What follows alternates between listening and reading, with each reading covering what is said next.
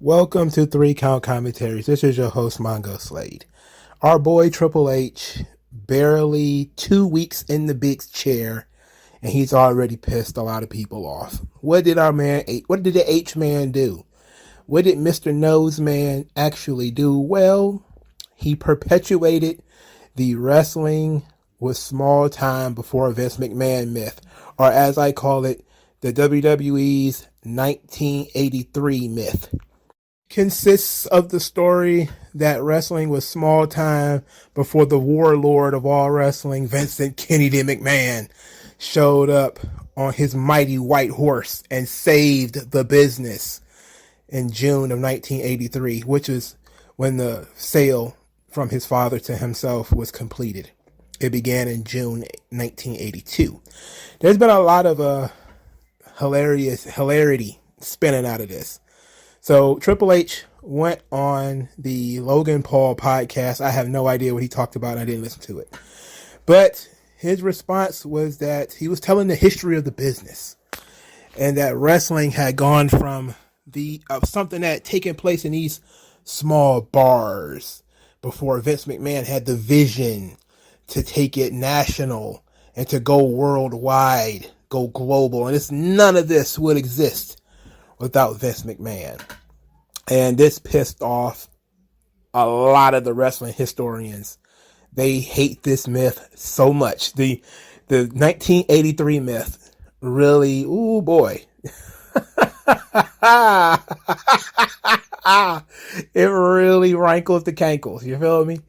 So, but I don't know when this thing started, where this myth began, but I have traced the myth back to a Sports Illustrated article in 1991 entitled Wrestling with Success. Vince McMahon has transformed pro wrestling from a sleazy pseudo sport to booming family fun. This is hilarious. So they do talk about WrestleMania 7, which is the big show that they're about to promote. It says that be it myth, sport, spectacle, or simply wretched excess, pro wrestling has in recent years emerged from squalid halls and remodeled itself up to a point. The current WWF version retains the classic mythical images of wrestling, what Bartha is called the great spectacle of suffering, defeat, and justice.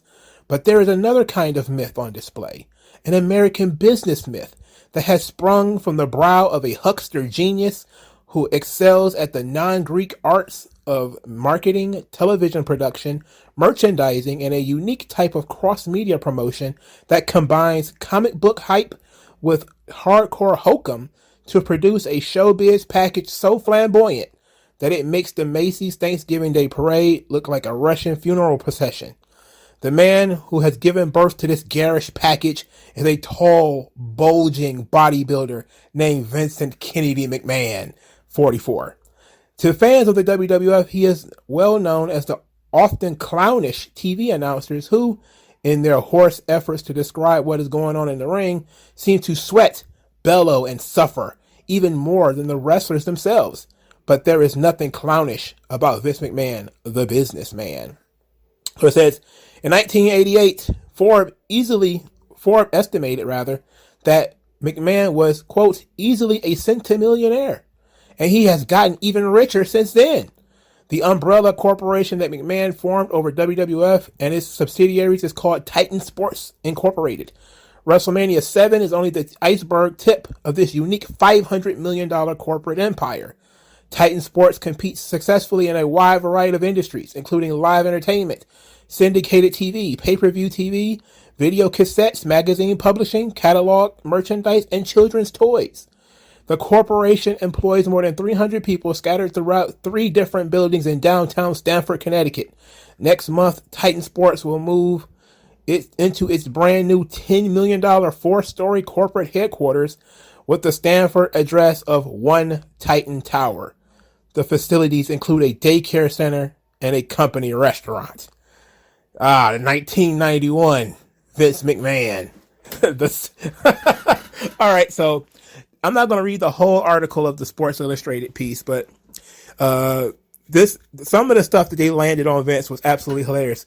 It says, and I quote, "The single most essential and most amazing reason for McMahon's success is that he not only has moved wrestling out of the grim, smoke-choked environments of its past, but he also has turned it into high-gloss family entertainment. These days, WWF wrestling shows compete for audiences with the Ice Capades, the Ringling Brothers and Barnum and Bailey Circus, the Harlem Globetrotters, and Walt Disney Productions." Oh my goodness. Now they do recognize both Jess McMahon and Vincent J. McMahon.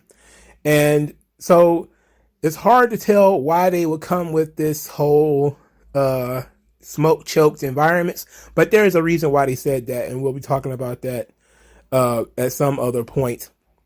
So they talked about Vince's background, him buying Cape Cod Coliseum in Yarmouth, Massachusetts, him buying out his father's stock in 1982, that sort of stuff. So here's Vince's version of wrestling history. "Had my father known what I was going to do, he never would have sold his stock to me. In the old days, there were wrestling fiefdoms all over the country, each with its little lord in charge. Each little lord respected the rights of his neighboring little lord. No takeovers or raids were allowed. There were maybe 30 of these tiny kingdoms in the U.S., and if I hadn't bought out my dad, there would still be 30 of them, fragmented and struggling. I, of course, had no allegiance to those little lords." Conquering hero, warlord Vince McMahon. I love this. I love it. He is so full of shit. I love this. So here's more. I'm skipping through this, by the way, so I don't want to read the whole thing. Vince continues, "The difference between Dad's and Granddad's day and my day is pure presentation. There was too much emphasis on the sports element and not enough on entertainment in the old days. Now we call it sports entertainment. We don't want to de-emphasize the athleticism of wrestling. These are great athletes with great charisma. But in the WWF, entertainment is key." And this is beautiful. Sports Illustrated talked to Lou Thez, who was 74 at the time. This is what Lou Thez had to say about the WWF. "McMahon's wrestlers aren't wrestling. They're putting on tumbling acts. On a scale of 1 to 10, McMahon gets a 9.5 for hype, music, presentation before the match. But after the bell rings, his shows don't rate above 0. He has raped wrestling."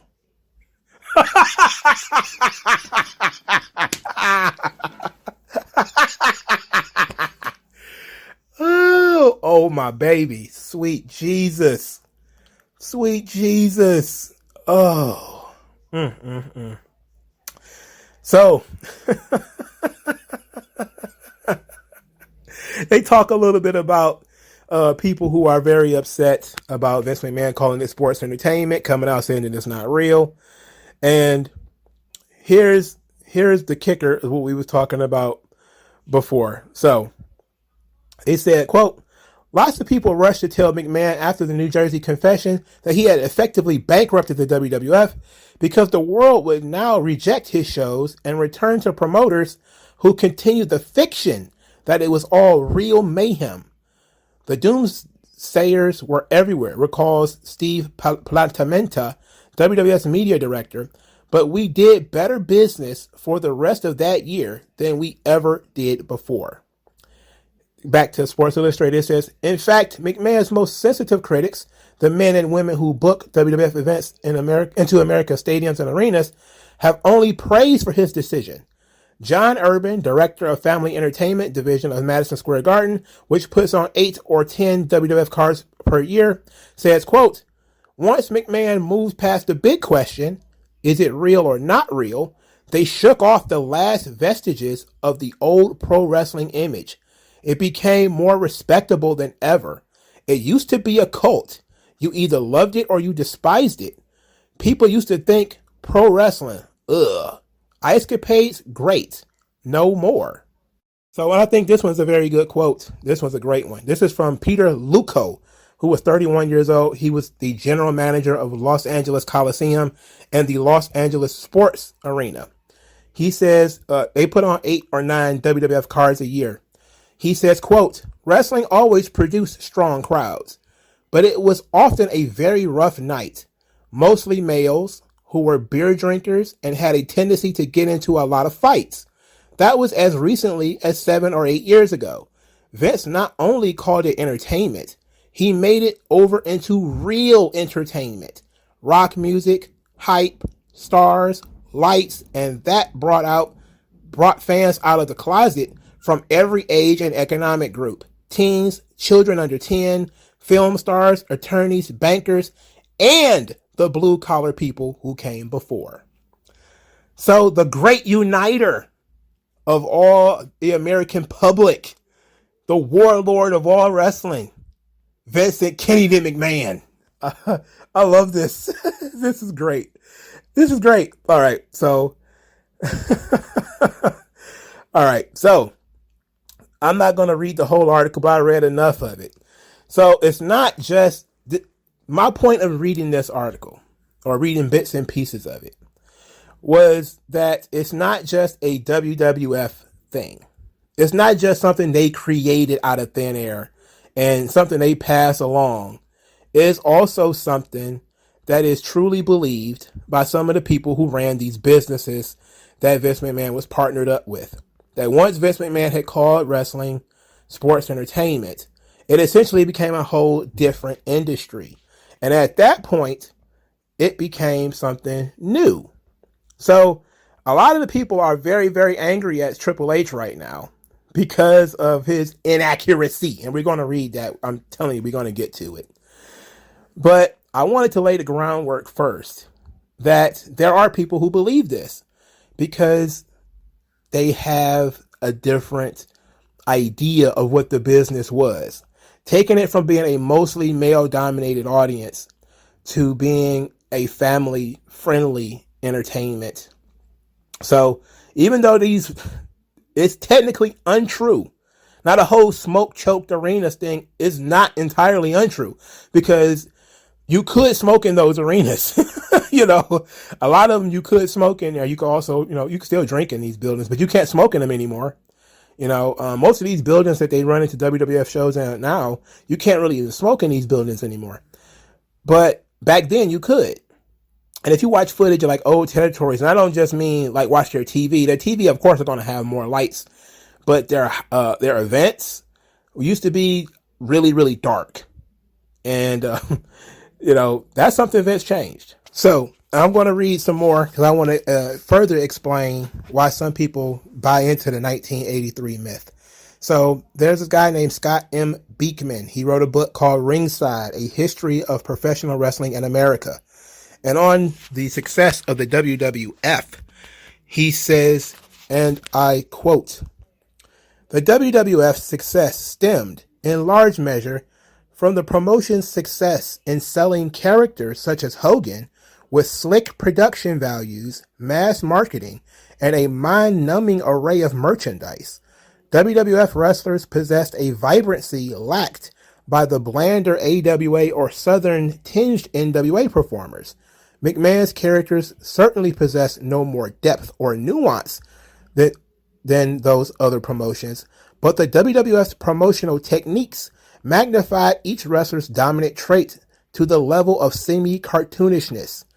Cultural critic John Fisk linked professional wrestling to the folk carnival, with both exhibiting, quote, an institutionalized form of popular spectacle and a dedication to the centrality of the body to excess, exaggeration, and grotesqueness. Although professional wrestling always exhibited carnivalesque aspects, McMahon's WWF brought the connection to full fruition. Sergeant Slaughter, for example, exhibited a blind patriotism that rendered him a caricature of a Marine drill instructor.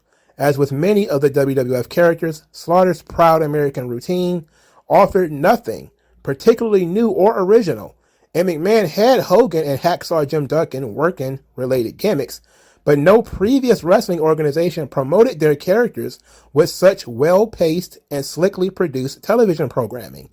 With Slaughter and other WWF wrestlers playing their roles completely straight, the absurdity of much of the WWF's product reached a level of high camp by not allowing WWF wrestlers to appear that they were in on the joke. McMahon allowed everyone to be in on the joke. The poker-faced ridiculousness of the WWF made it acceptable for wrestling to be embraced by ironic hipsters with disposable incomes. McMahon brilliantly played on his expanded audience by creating a spectacle that appealed to the ironists and blue-collar fans alike. His wrestlers came to the ring in elaborate costumes, often with props in hand. Their introductions typically included pyrotechnics and personalized theme songs available for purchase on compact discs to stir interest. These moves revolutionized the pre-contest rituals of American sporting events. Flashy WWF-style entrances became the norm in boxing, especially for flamboyant 1980s fighters like Hector Macho Camacho and Jorge Paez, and arena team sports such as the National Basketball Association. McMahon also recognized, as John Dizikis noted, throughout American history, the crowd and the sporting event were thought of as equal parts of a moment in history.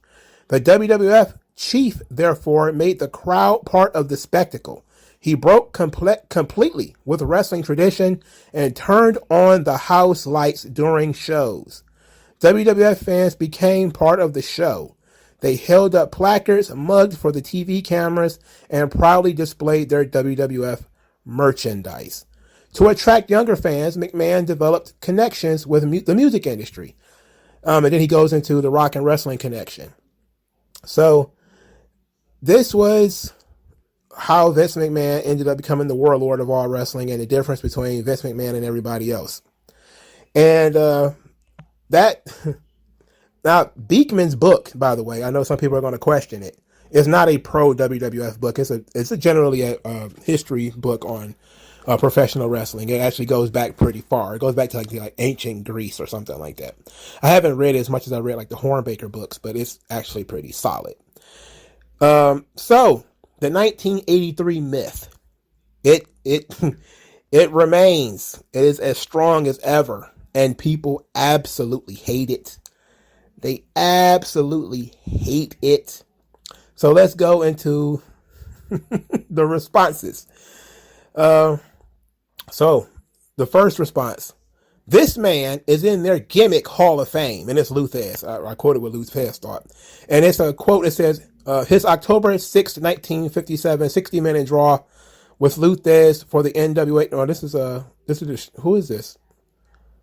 It says 60-minute draw with Luthez for the NWA World Heavyweight Championship drew an 87.0 rating. At his May 24th, 1963 60-minute 2 out of 3 falls draw with the Destroyer drew a 67.0 rating, but a larger viewing audience, the largest in Japanese history, than the previous match, simply since more people had television sets by 1963. I'm not sure who he's talking about. Is this Ricky Dozen? Yeah, everybody knows Triple H don't believe this shit. I think it's Ricky Dozan, I believe, if I remember correctly. I might be wrong, though. But I think when people talk about the TV ratings, you have to understand this is back when TV had like 4 channels.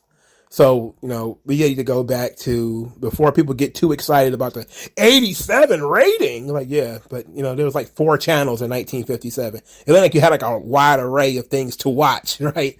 So, but yeah, wrestling used to be very popular on TV. Actually, some of the wrestling was some of the most famous stuff for TV, like Vern Gagne and Gorgeous George and all those guys. They became huge TV stars.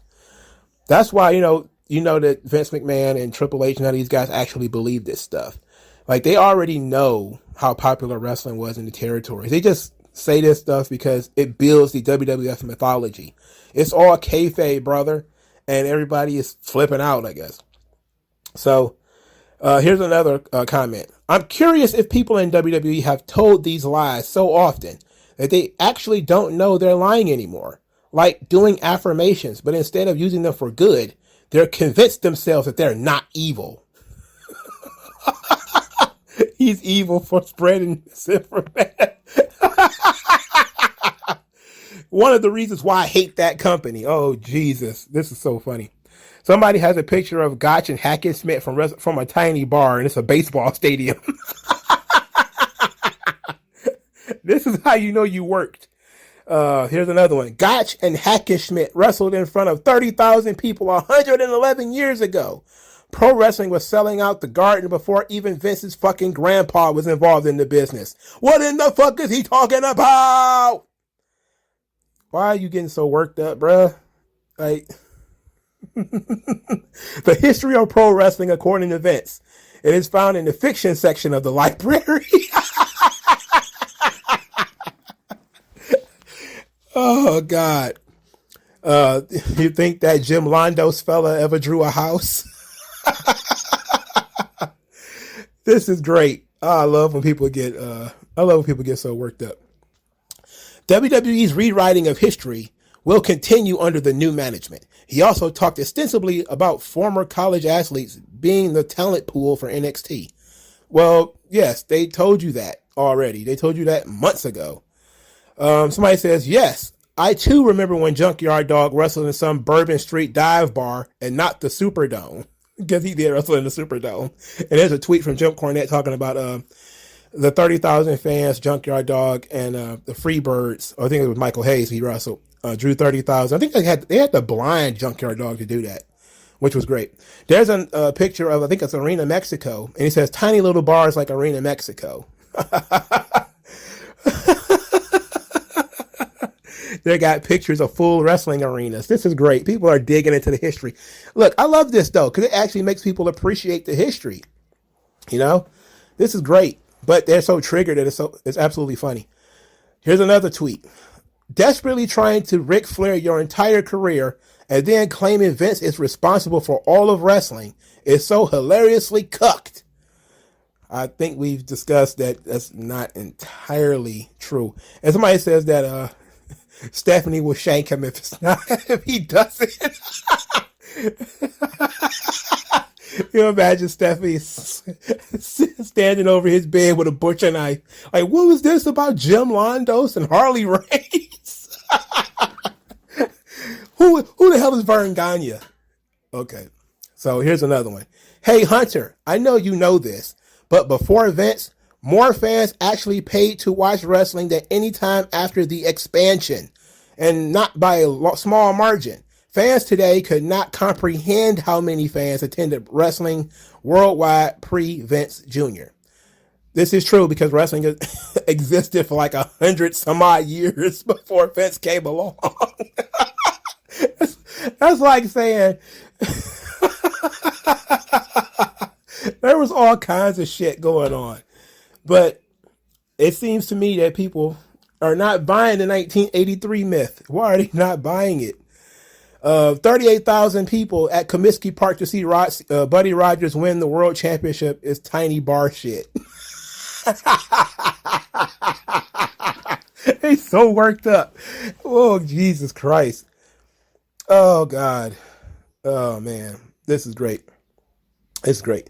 The crowds in Texas during Von Erich matches alone would dwarf anything done today. I don't know. The Sportatorium isn't about the size of Raw. I don't think so. Now, maybe they're bigger events. You have to think about that when it comes to territories. Territories almost always had, a bunch of smaller buildings. And then they would have the one big building. Like, they would have the Superdome in Louisiana, but they didn't have like a bunch of Superdomes all through the territory. They would have a lot of smaller arenas and they would build to the big Superdome show, which is typically how WWE used to do it. They used to do a bunch of smaller arenas and they would build to Madison Square Garden. So I think when people are like, the Superdome or Los Angeles Arena, Los Angeles Coliseum, or something like that, it's true that those places, Comiskey Park and all them, had huge crowds. But how often was that? But it also had to, they take it when they say like, I think one of these guys, he said something like, let me read his comment. Comiskey card was huge, but was also not talked about. Chicago had multiple cards in arenas every week when they drew that number. Chicago had 750,000 to 1 million fans in a year alone. how many of those people actually came twice? That's the thing. When they combine, like when Jim Cornette did that video the other day when he was talking about Kansas City territory and how many people came, and they talked about, I think talked about Memphis, and they would have like X amount of people come. It's like, all right, but even if it's every week, you have to take into account that certain people are being counted 2 or 3 times. Some people are being counted 3 or 4 times. Just like when you talk about like WrestleMania, some people go to multiple WrestleManias. So they're being counted multiple times. So it's not like it's all unique viewers. Unique meaning people who had never been there before. Like when you look at a website and they say we have 100,000 unique viewers a day, that means 100,000 people that had never seen that website before. That's an impressive thing. That's a whole totally new thing, but I don't know. And this is one of the reasons why I hate WWE. You are implying that there are more reasons why you hate WWE. Please don't hate WWE. That's because they're rewriting history. Okay, let's see. Here's another one. His endeavors to expand NXT across the globe and the damage NXT UK did to the UK wrestling scene says otherwise. Then there's this tripe that he knows is BS. Everybody gives Triple H so much shit about killing the UK wrestling scene. If it was so great, then why did everybody leave? That's the question that people don't seem to understand. If everything was hunky-dory and everybody's making so much money and everybody was so happy, why the hell did everybody leave? That's the question. Like all these I saw Killer Kelly. She signed to Impact now, but she even said that WXW and some of the other British territories or current British independents had better production values than NXT UK. And some of the referees who worked at NXT UK actually said they actually got paid more working in the independents. So why did people choose to go work for WWE? Good question. I don't know. You have to ask them. But anybody who says that Vince killed such and such or somebody killed such and such, probably not. It was probably they gave the people a choice, and giving people a choice killed your territory. Well, I'm just sorry to hear that. Which is an amazing piece of business that people blame Vince for, is he killed the territories. It's like, well, if you actually know about the territories, a lot of them were being held up through a lot of false pretenses anyway. But we don't want to go down that road. But there's a lot of bad wrestling history being spread throughout the Twitter machine. But this is a funny one. Well, it's not funny, but here's another comment. You mean the same guy who for years tried to destroy careers while holding talent down under his boot with backstage politics is now lying about the well-documented history of pro wrestling? I'm shocked. I'm not shocked. I'm not shocked at all. Here's another one. They would believe on blatant propaganda, but label other wrestling fans cultists. Yeah, that makes sense. Well, a lot of you guys are cultists. Here's another one. Oh my God, wow. I wonder how Inoki gained all of his popularity by doing pro wrestling shows in bars in the 60s and 70s. Good question. How did it happen? Vince ain't got to answer all the questions. You just need to answer one question. Where did all of this come from? Who's causing all this? Me, of course. This is great. Yeah. Oh yeah. This was great. Somebody using a CM Punk quote, so we're gonna move along. Vince may be gone, but his revisionist history bullshit is not. Well, my favorite bar, just a nice cozy place to get a few drinks, Madison Square Garden. Basically just a tiny dive, but they have a good jukebox.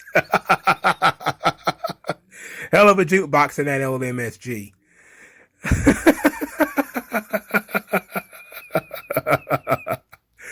El Santo is a mythological character created by lucha fans. They deified El Santo. I think he might as well be a real saint at this point. This is great. Somebody says, I want to be as delusional as Triple H.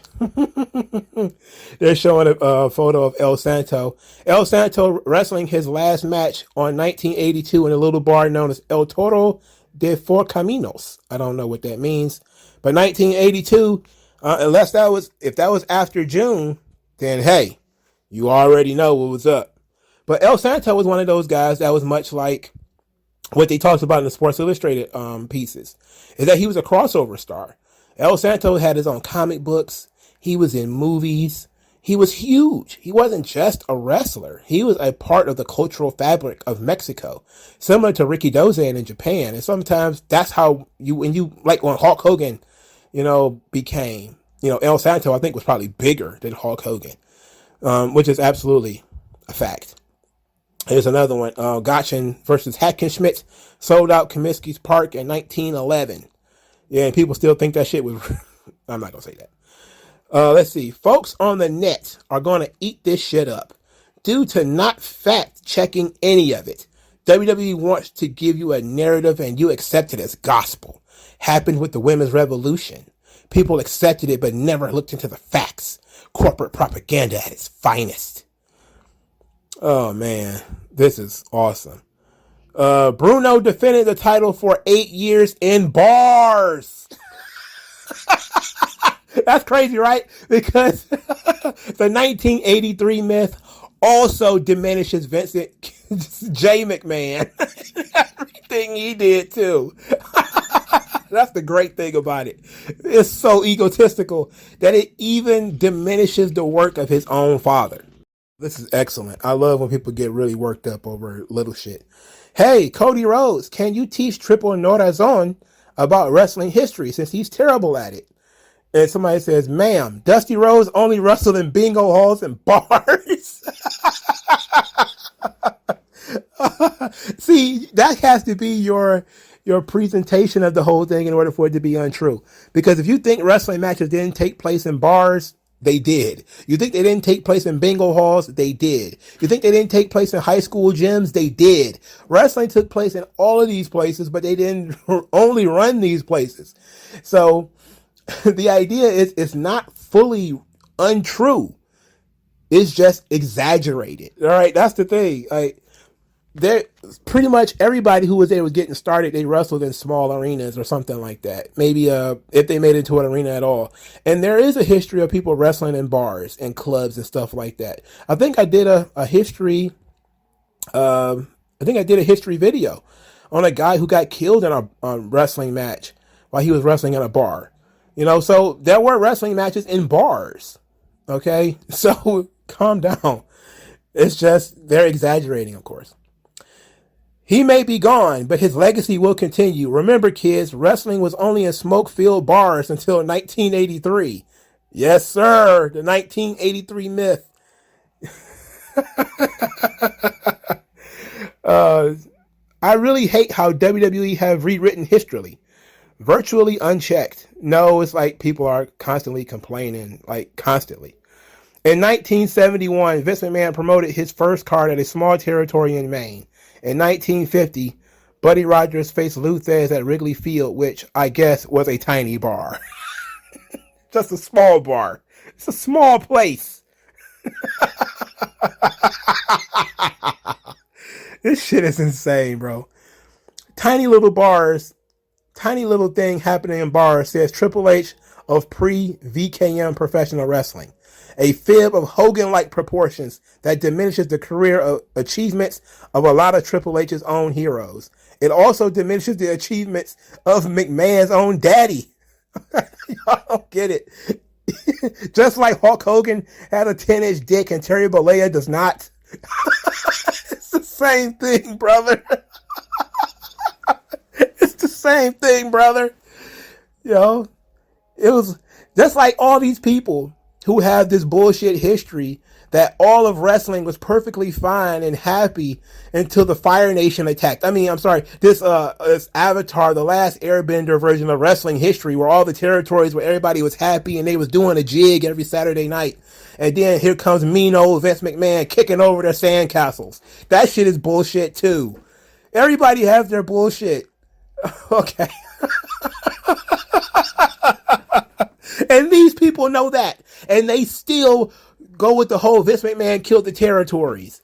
As if the territories weren't eating each other.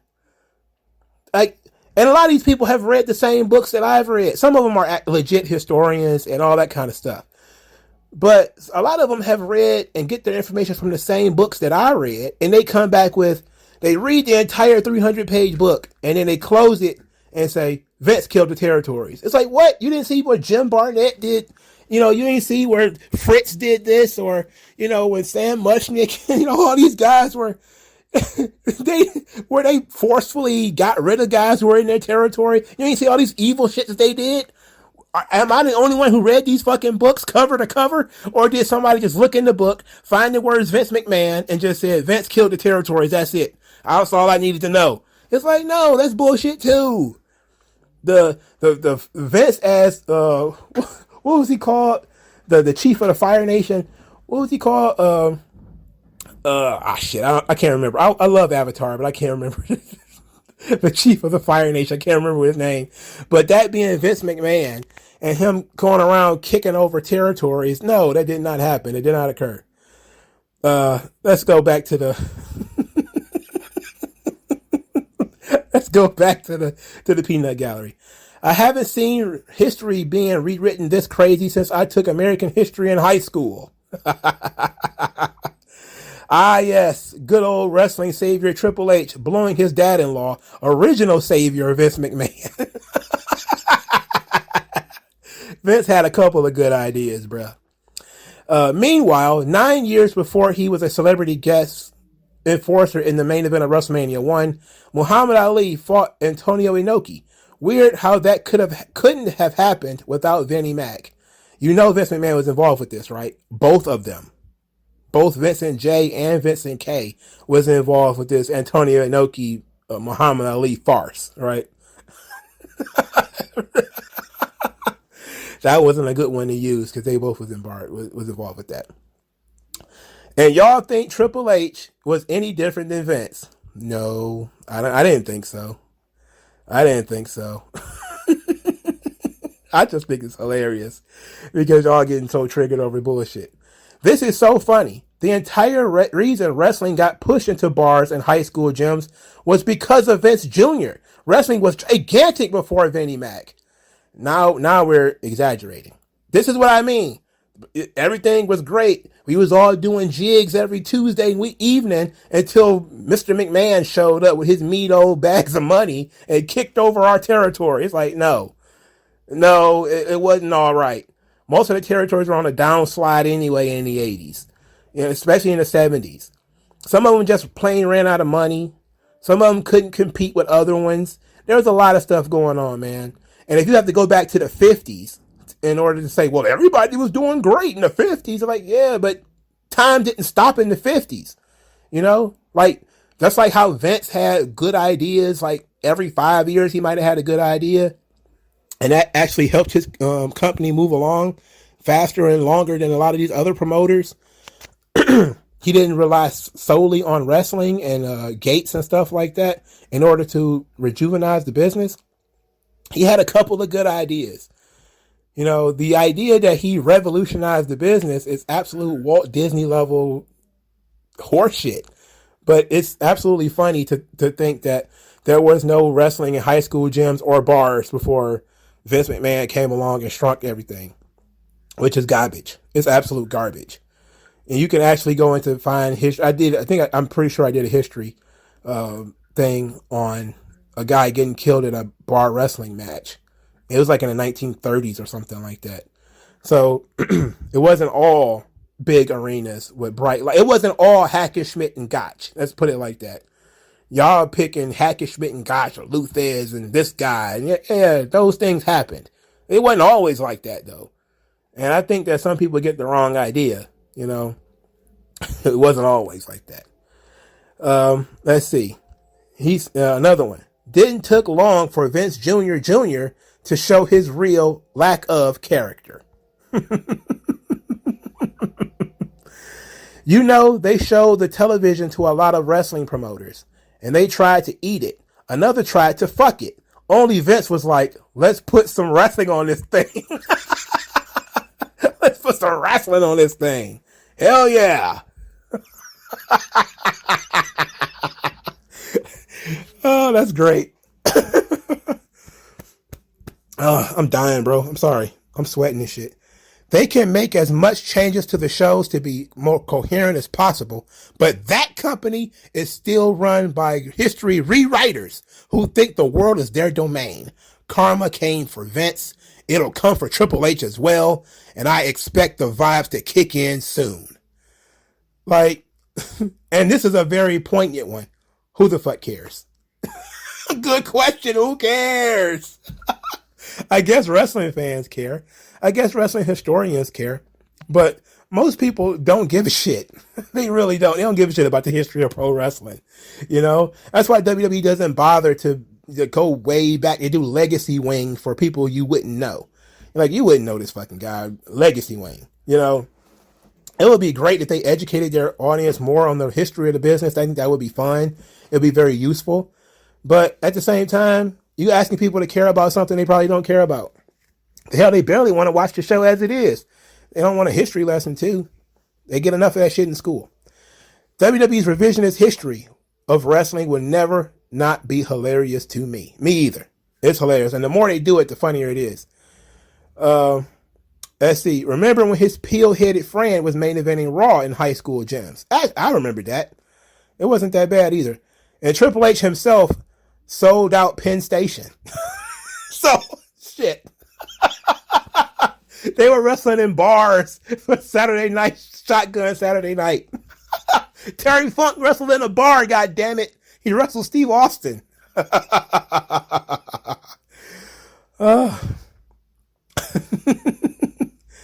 Hearing men talk about a colonialist mindset and true reverence is always an incredible thing to behold.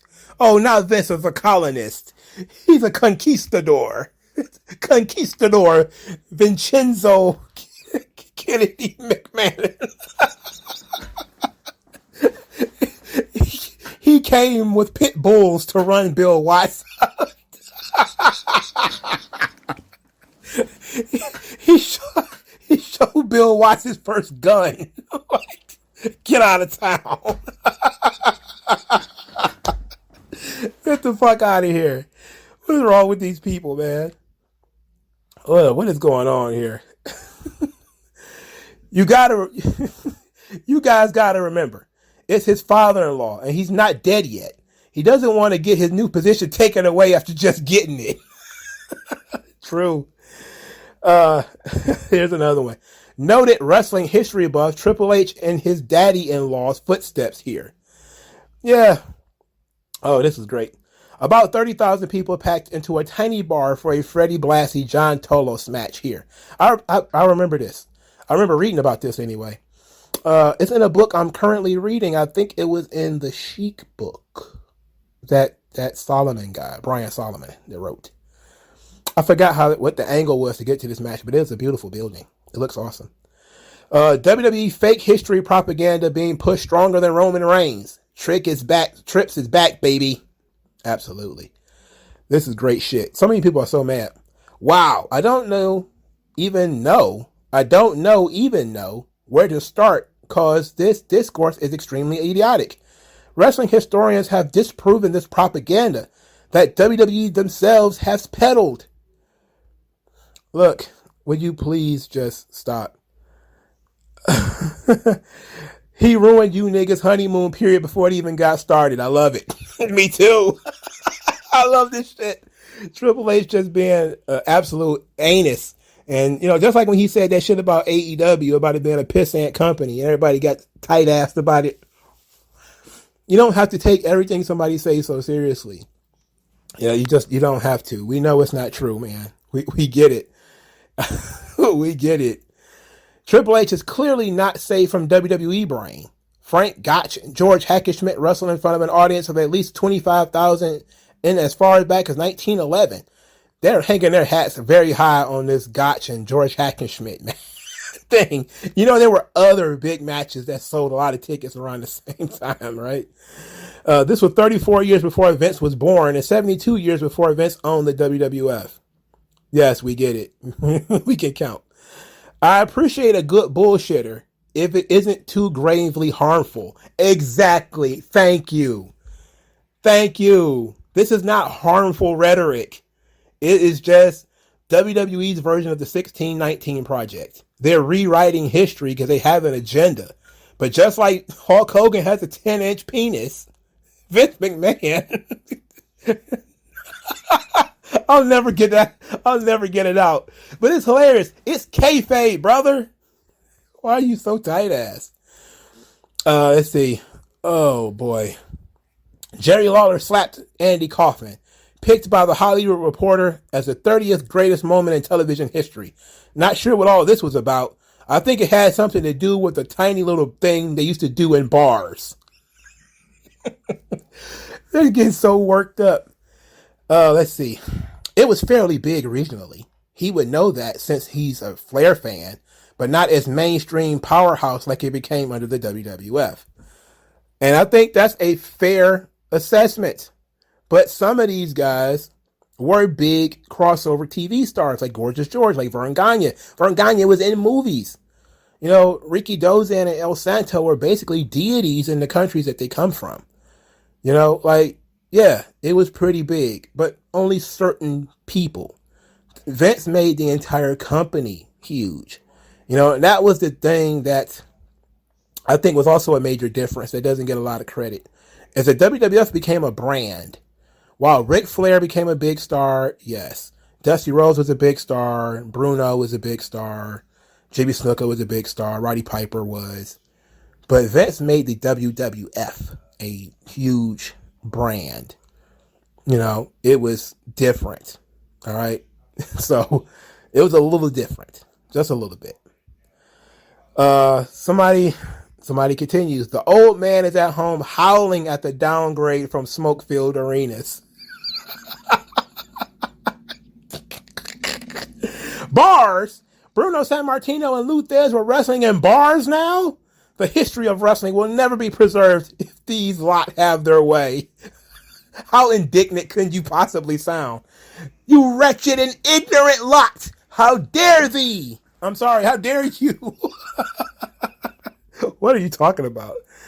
Vern was running Met Stadium in Minneapolis as early as 1961. Yes. It's true, yes. Oh, God. They were sports entertaining in alleys and parking lots before Vince got a hold of it. Sports entertaining. I'm having this shit is giving me joy. This is great. Oh, shit.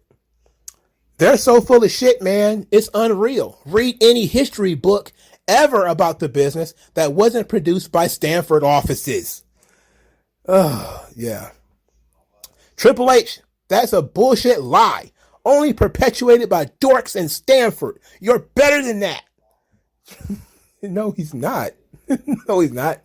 Like Don Tony says, Triple H is not an outsider. He's an insider. He's been in the family for 20 years now. Come on. Pro wrestling was just a small bean until Vince. I guess Madison Square Garden was a tiny bar when Bruno Sammartino sold out 187 shows doing his little wrestling there. I'm starting to notice that some of these people are so mad they commenting twice.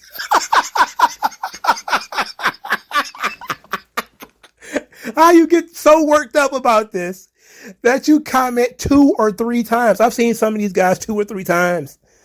Holy shit. What frustrates me the most about this is that Triple H is or was a student of the game and knows good and well how dishonest this is. Man, this is insane. Triple H is just gonna be as big as a bullshitter as Vince. Even if you ignore stuff like wrestling being on network TV in the 1950s, it even ignores WWE's own history. I just looked at a random year, 1977. The WWF ran over 300 shows. 29 were in Madison Square Garden in 1 year. Some small bar show. That's why you should not take it so seriously. Because clearly, Vince will not diminish his own father. And especially since he gives his dad so much credit for everything that he does, he wouldn't diminish his own father without good reason. But if this makes the company feel bigger and better, he's going to take it. He's going to take the, just like he's going to fib on the attendance figures from time to time. You can't take any of this shit that seriously. You just can't. Like, it's one thing for you to care about accuracy, which some people do, and I will give those people credit. If it's for accuracy, you're going to write a book and debunk some of this stuff. Yes, okay, fine. You got to have the real story out there eventually. Well, for people to get so riled up and so angry, it's like, come on, just relax. Good to see the Vince tradition of cringe revisionism is still strong as hell in New York. Oh, this one's so sad. Oh, man. Trips, you disappoint me. Oh, God. Gosh, dog it. I'm sorry. I'm sorry, guy. Canadian guy. He got a Canadian flag in his bio. I'm so sorry, guy. Somebody said, thank you, Pops. He showed us a bunch of pictures of Japan. That's what I love about Hunter Herbie Hancock. He loves to lie. I'm never going to get to the bottom of this thing. Somebody said the same bar Ricky Dozan got stabbed in too. Wait a minute. I think Ricky Dozan did get stabbed in a bar. I think he got stabbed in a restaurant or something like that, right? Oh shit, that's fucked up. Don't make me laugh at Ricky Dozan getting stabbed. That's not good. Oh Lord. Jesus Christ. I never saw Bruno Sammartino wrestle in a bar, but I saw that he sold out Madison Square Garden 188 times before Vince Jr. got a hold of it. It's facts, bro. Facts. Facts. You really showed Triple H that you know your wrestling history. Oh my God, dude, you spent your entire career trying to wrestle NWA style epics and you say this shit? He did spend his career trying to be Harley Race and shit. I love how this is coming from supposed big NWA fan Triple H. It says kind of bad timing for Triple H with Raw doing a great rating today. Better be careful he isn't hit with karma. Why would he need to get hit with karma for a white lie that didn't harm anybody? Who do you think cares? Most of these people hate Vince and hate the WWF anyway, and they diminish his success. This is kind of what bullshitters do. They shit on each other. Ain't no way H believes that. He's just doing what his father-in-law has been doing for years, and that's rewrite history for those that are not smart enough to pick up a book or take 5 minutes to research anything he says. Maybe. I'm going to guess he meant how many people watched, of course, which was true, especially with the whole Bruno MSG sellout stuff. I don't know.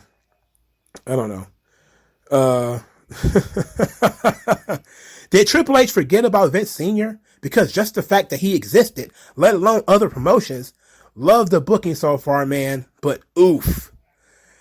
A little known fact about Bruno Sammartino's reign.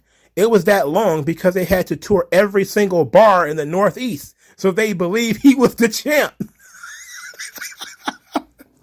Gotta go to Tommy's pub. throw hands with the local drunks to prove you're the real champ. Oh God, Vince exploiting tiny little things in bars is why he's currently in so much trouble, isn't it? Oh, that's fucked up. Don't do that. The worst thing WWE did was consume wrestling and hide its history. Professional wrestling is the heart of Americana, an art form with over 100 years of history. It's so sad to see it boil down to just Cyndi Lauper and Hulk Hogan. You know what? That is very sad. That is very sad. Still not going to make me stop laughing, but that was very sad. Jim Cornette and Brian Last are going to lose their mind. Yep, that's absolutely true. And but they I don't understand what they'd be so upset about. This is what WWE does. This is part of their fabric. You know, They build the company, make the company seem bigger than it really was. Sorry, I keep hitting the microphone. But holy bootlicking. He's a bootlicker now. This is somehow even less believable than his heart problems being down to family problems. Wow, that's not right. Don't say that. Wondering when the first wrestling show in a bar would have been held. Thought it would have been commonplace before the late 80s. Well, I don't know, because people only cared to keep track of the big shows where there was posters and shit made. So, in the late 80s, there was a lot more publication of this kind of information. That's like a lot of tapes were destroyed, just like a lot of wrestling history was destroyed over the years. Again, there were some matches in bars. I can confirm that. But there were probably not a lot of them. Wrestling was treated like a legitimate sport, so it probably had legitimate arenas. But were they big 30,000 seat arenas? Probably not. Not regularly. When wrestling started, it was carnivals. You would go from one town to another, and it'd probably be a couple dozen to a couple hundred people that would watch you wrestle, and that was it. And it grew from there to what now you guys are talking about when it comes to Gotch and Hackenschmidt and all that kind of stuff. And then it grew from there, but the Vince McMahon story of it coming out of smoke-choked arenas is absolutely hilarious. It'll never stop being funny. Let's see. Let's continue. Let's see how far I can go. I know wrestling fans and media won't like this rewriting of wrestling history. Triple H is feeding line to Logan, not so wrestling-savvy audience, to big the fact that Logan is now part of a big wrestling company. Classic wrestling revisionism. Yes, that is true. That is true. All right. I've grown tired. I'll never get to the bottom of this. People are very angry at him. Very, very angry with him. And you know what? If you take wrestling history seriously, you should be. I like wrestling history. I love wrestling history. But I know most people don't care about it. In fact, I'll close with this one, which I think is pretty funny. Why does this offend people? Vince did vastly increase the popularity of pro wrestling. That's factual. Maybe Triple H worded it badly, but his point is a true one. I think the overall point was what we got out of the Sports Illustrated article, which is that the wrestling existed before Vince McMahon, but it existed in a different form. It was for a different audience. It served a different purpose. And now it serves the purpose that Vince McMahon has given it. He has reestablished what the wrestling business is. He has created something completely and totally new. Even though it was built on the foundation of all of these guys that these people have been talking about, all of that stuff is absolutely true. But it doesn't change the fact that Vince McMahon came along and essentially changed the business forever. Sure, he didn't invent the business, which this canon would kind of lead you to believe. But he did revolutionize the business. And just like Vince McMahon wasn't the Fire Lord and showed up and, started taking over everything, it's not true that Vince McMahon, founded the business from bars to smoke-choked arenas and took it national. There was other companies that actually went national too.